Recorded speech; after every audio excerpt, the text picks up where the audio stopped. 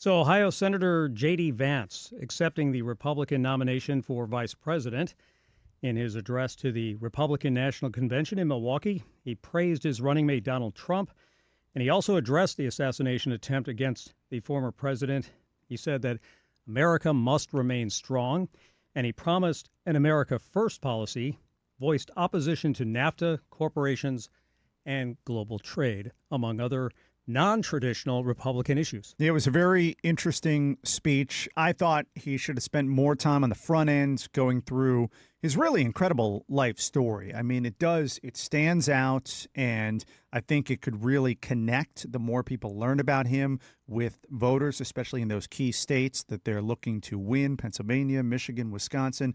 Here was one moment where J.D. Vance was talking about his grandmother.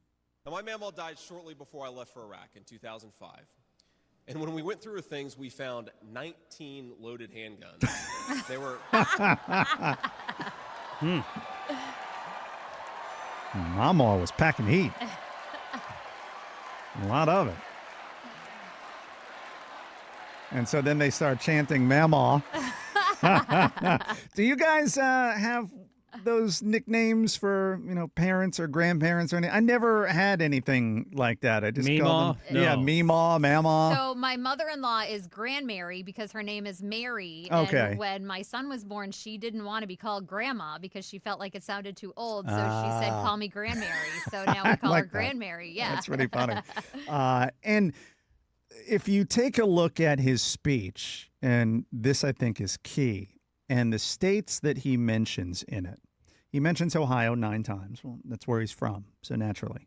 But Michigan 5 times, Pennsylvania 5 times, Wisconsin 3 times. It was so very strategic. Yes, exactly. And here was one moment when there was a little bit of a back and forth there between Ohio and Michigan, 2 big college football rivals.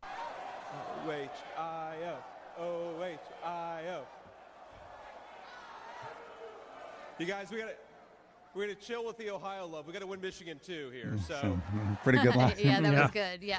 Pretty good line there. I thought, moving on from J.D. Vance's speech, I thought the delivery was fine. I wouldn't put him, at the level of like a Reagan or an Obama in terms of delivering an address, but I think he's really good just, having those conversations with people in interviews and things like that. That's where I think he's going to be really strong. Be interesting to see him in a debate with Vice President Kamala Harris, too. But I thought he delivered a fine speech. I think in a debate with Kamala Harris, he's very concise and to the point, and her word salads are going to stand out a lot debating him. Right. And my only issue was I thought he weaved too much policy and too much of the issues into what should have been more just about him as he's really introducing himself to America for the first time.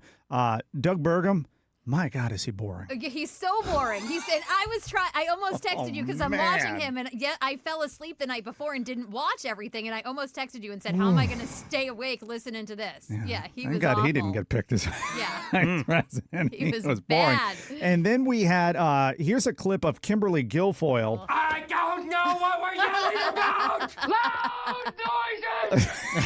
Sorry, that wasn't her. That was Anchorman. Here she is.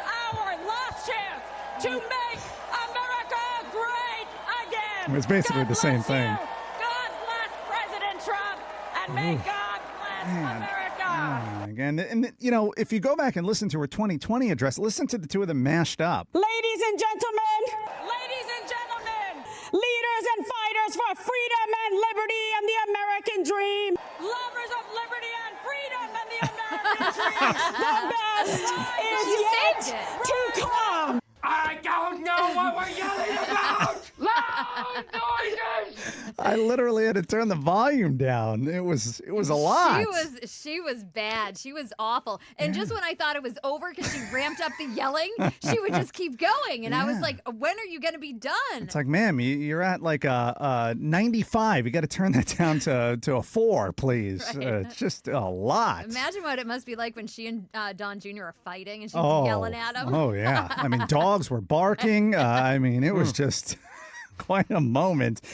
You had Florida Congressman Michael Waltz. He spoke, potential pick for defense secretary there. So that was notable. Another member of the Florida congressional delegation getting a big spot. And then I thought the most powerful moment of the entire convention so far was the showcasing of the Gold Star families from the botched Afghanistan pullout.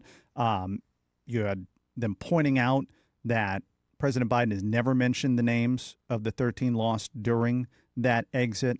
And just listening to their speeches, watching that video, I mean, it seemed like it was having a big impact there in the arena, and I felt like it had to have had a big impact in, living rooms all around the country. It definitely did. It was very emotional to watch, with the moms up there on stage crying. That was a lot. And then there was another powerful moment shortly after that where you had a speech by the parents of an American hostage that's been taken by Hamas and is still being held hostage. So a couple of really powerful moments mixed in there as well.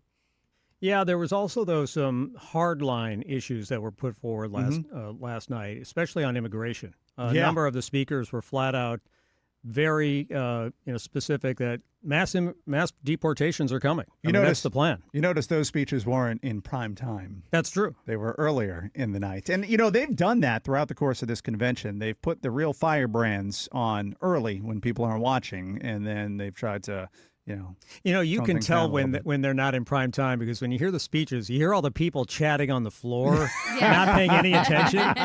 Right. And they're trying to give a speech, but, everybody else is just sort of talking amongst themselves and having a good time. Yeah. It's the primetime speeches, like you said, that get the most attention. Yeah. All right. What else is going on, Chris? Well, the superintendent of Hillsborough County Schools says it's an assault on public schools, and he's going to court to try and stop it.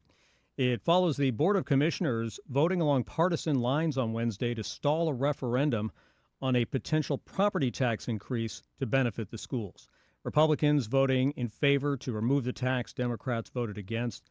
The argument for removing it is that it's just too expensive in Hillsborough County, and they don't want to put that burden on residents. Well, shouldn't we vote on that? Isn't that the whole point of putting it on the ballot? Yeah. I mean, that's obviously the criticism of what happened here, especially since it happened sort of out of the blue. It was like a surprise. The superintendent says this was like a surprise attack. Now we're crippled going into the school year because they don't have any potential to try and get people on board with the idea of raising teacher salaries. Right. Now all the teachers are going to be like, Hillsborough threw in the towel. I'm going to Pasco. I'm going to Manatee. Regardless of what you think, if you support the tax, don't support it. Just the fact that they decided, you know what? You're not going to vote on this. Yeah, we don't think that's something the people of Hillsborough County should have a say in. We don't think it's something they should decide. In fact, we think they're going to probably be wrong on this issue, so we're just going to pull it off the ballot. That is, again, that's that elite line of thinking. You know what I mean? We're too stupid to decide for ourselves. We know better, so we're going to do this